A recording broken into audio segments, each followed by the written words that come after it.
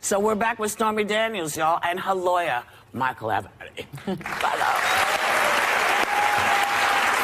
Stormy, you recently sat down with a forensic artist, a very well-known one, who created a sketch of the alleged suspect based on your memory from that day, and now you're ready to reveal that sketch for the first time. Can we take a look at that with you? Oh. There you go. And to your recollection, is that the person that threatened you? Absolutely. Looks exactly like that person? Stormy, why did you feel like you couldn't go to the police originally when you were threatened? Well, two things. First of all, I was scared. It was expressly what he told me not to do. And I went home and like regrouped and I was going to, because I always feel like you should stand up for yourself and you should report it. But the problem with that in this particular instance I would have gone to the police and would have gone, okay, a man approached me. This is what he said to me. He told me to leave, leave Mr. Trump alone. And their very next question, the detective would have asked me, why would somebody tell you to leave Mr. Trump alone? And I would have had to answer that question, which was not public at the time. And I would have had to tell an entire police department, and police reports are public record. I know that for a fact.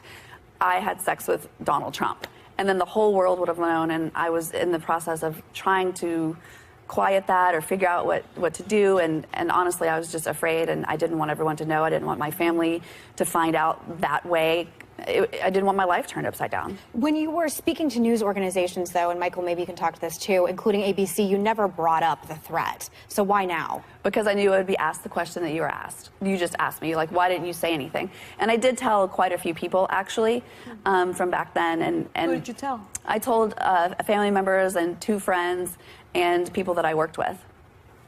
And I mean, it's obvious she just didn't sit down with this sketch artist and, fabricate this. I mean, this is a very detailed sketch, and it was created by a woman by the name of Lois Gibson. She has the world record for the most identifications. She works with the FBI and law enforcement all around the country, and she found Stormy to be very credible and is highly confident in the sketch, and we hope that it's going to result in... I'm in awe of your memory, and this was how many years ago? It was 7 years ago. And you remembered to that detail. I mean, he looks like an actor, sort of. That's why he stood out to me, is because I thought, honestly, that he was, sort of handsome. And when I saw him when I was parking, I was like, oh, that's somebody's husband. He's you don't expect somebody threatening you to be handsome. I want to finish answering my question to Megan. Honestly, one of the main reasons I didn't say anything is because I didn't tell my husband. At the time. I didn't want him to be upset with me. And then I felt like, honestly, so much time had passed, I was embarrassed to say something and have him say... But your husband knew about the incident with you and Trump in California. He did not. At that point in time, he didn't know. And so to go home and be like, I had this guy attack me. Oh, and by the way, he did this because of this. And I didn't want him to think I was a bad mom or that I'd put our daughter in danger. I just didn't know. Michael, have you handed this sketch over to the authorities? Yeah, we're not in a position to really get into who we've shared it with or what the contacts have been, et cetera. But what we will say is this, is that we're offering a $100,000 reward for information leading to the identification of this man. And if people go to... they can send us the information that they have. Come up with that? Yes, I did. If you send us information that you have, and if you positively identify him, we're going to pay you $100,000 because we want to get to the bottom of who this is. And we think we know who sent him. You do. But we want to confirm it. Well, I just need to make a legal note real quickly. The sketch is not evidence that underlying story is true. Yeah. Just need to put that out there. All that legal ease. I thought you'd appreciate it. Until the guy shows up and looks exactly like that, then you got something. Do you think that description, because it's 7 years old, will it hold up in a court of law if this person is able to be identified? We believe it will, and in fact, Lois Gibson has worked with cases that have been much longer than 7 years of age and has been very successful in getting identifications and having things like that hold up in a court of law. So we're confident that this is going to be another instance. And we're hopeful that we know that someone knows something. This man bragged to someone or told somebody about it, and we're going to get to the bottom of this. So, we will be right back. Stormy Daniels has been on a mission to be heard about the alleged affair with the guy in the White House, and she's giving her only live interview here with us. Please welcome Stormy Daniels and her lawyer, Michael Avenatti.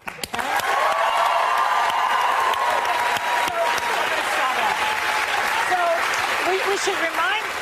We need to remind everybody that Trump is suing you for $20 million. So every time you talk, allegedly it costs $1 million. You're going to pay $1 million. Well, they want her to pay. They want her to. That's the thing he's threatening. So how come you came here today? Because I'm tired of being threatened and intimidating me and trying to say that you'll ruin my life and take my, all my money and my house and whatever. I'm sorry, I'm done. I'm done being bullied. Done. And do you think that you'll ever have to pay this $20 million, Michael? Never in a million years. Not if I have anything to do about it. I'd have to get $20 million first. Right. Well, you have to get the money out of here. Stormy, a lot has happened in this case since we last heard from you. Trump's lawyer, Mccain, is now under criminal investigation and had his office, his home, and his hotel room raided by the FBI. You sat in on the court hearing yesterday. Why were you there? I just wanted to make my presence known and wanted to make sure that people knew that I was taking it serious. I know that there was some flack because he didn't show up to court on Friday for his. And I wasn't sure if they were going to discuss anything particularly relating to papers in my case. And I just wanted to be prepared and get all the facts. Okay. That makes sense. Yeah. It almost reminded me of when Trump brought Clinton's women to sort of intimidate, Right. But, I mean, not that you were there for that, but it kind of set the scene up a little, like, don't screw around with us because we're watching you, right? Am I right? No, absolutely. I mean, I think it was very important that Stormy was there to lend her support for the efforts of the U.S. Attorney's Office and to send a message that this is not a publicity stunt. I mean, this is serious business. There's a lot at stake here. These documents that are at issue could prove to be critically important as it relates to the future of the presidency. Okay. Yeah, man. It seems like a publicity stunt on some level. I mean, I think yesterday, because you didn't have anything to do with the case, it seemed a little like you were just trying to get attention, which I understand that you're being sued by our president, but it does seem like you're benefiting a lot. I mean, you've gone on your Make America Horny Again tour. I'm sure you're making a lot of money, no disrespect. No. I hadn't heard your name until all of this had happened, and now you are literally live on The View giving an entire interview with us. So it has been beneficial for your career. I want to address the first part, and I'm going to let her address the second part. As it relates to us having nothing to do with the case, I mean, that's just not accurate. On Friday, Judge Wood, who I know, granted me access to that case, stated that she would hear from me as to any issue that I wanted to speak about, recognizing that we did have standing in connection with that case because some of these documents that were seized relate to her, and in fact the warrants stemmed in significant part from what happened to my client. So we had every right to be there, and Judge Wood, the sitting federal judge, would not have granted me access to address the court if we had no business being there. But I'm going to let Stormy speak to this issue of making money from the tour, et cetera. Go ahead. Yeah. Can I just say, first of all, I did not name the tour. That you won't hear me say it. I haven't promoted that name. I think it's awful. You think the name's awful? Yeah, I don't like to use. I think it's cheesy and a play on someone else's idea, and I try not to do that. A strip club owner in the Carolinas came up with it, and everyone else has latched onto it. As far as the tour, I've gotten more bookings than usual, but I'm doing the job that I've been doing for the last almost 20 years. Yes, there's a lot of publicity, but I didn't do it for that because this isn't what I want to be known for. As a matter of fact, I hid for quite a while, and it's overwhelming and intimidating and downright scary a lot of times. I've had to hire bodyguards. So yeah, I'm making more money, but I'm spending so much more. Like my daughter, we have to hire a tutor now.